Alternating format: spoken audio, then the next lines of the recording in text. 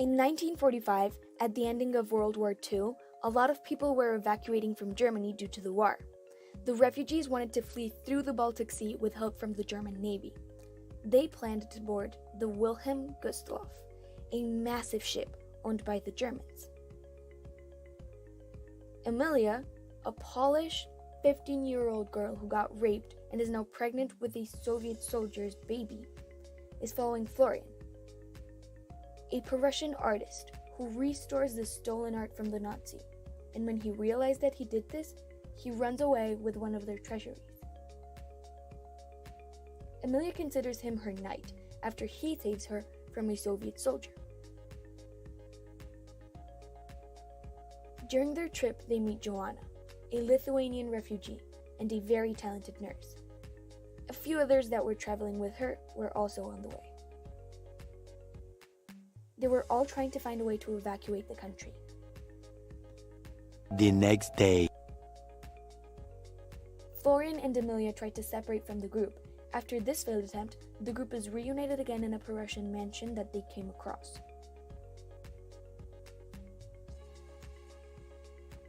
On their way to the mansion, Joanna realizes that Emilia is 8 months pregnant. The group reaches the coast and realizes they must walk across a frozen bay. Ingrid, a girl who became blind because of the war, walked first, but the ice cracked and she drowned as a Soviet plane passed and shooted her. The rest of the group manages to walk and they meet a guard. Florian alters his identification and the group travels together by boat, reaching Gotenhafen, a city where they would be able to board a ship.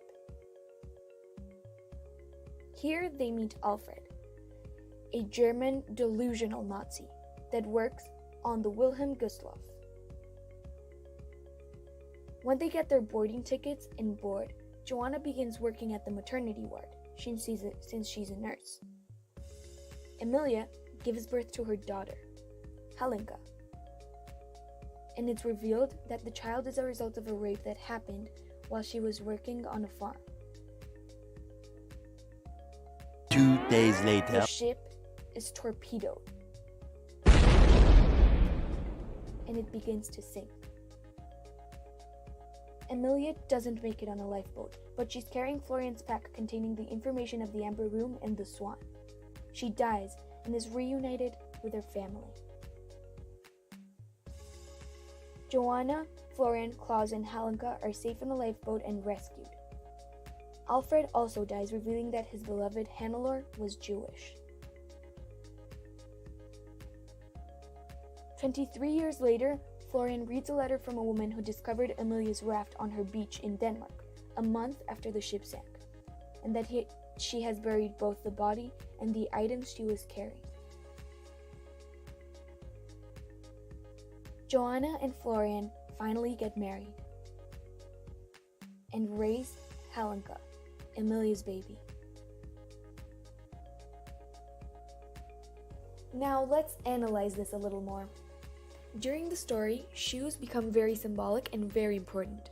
This is because one of the characters, named the Shoe Poet, a former shoemaker, often used to say that you could tell everything you need to know about a person from their shoes. One of his favorite phrases was that the shoes always tell the story.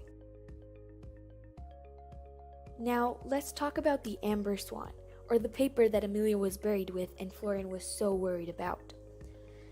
Florian stole the Amber Swan from the shipping containers which hold the disassemble of the Amber Room.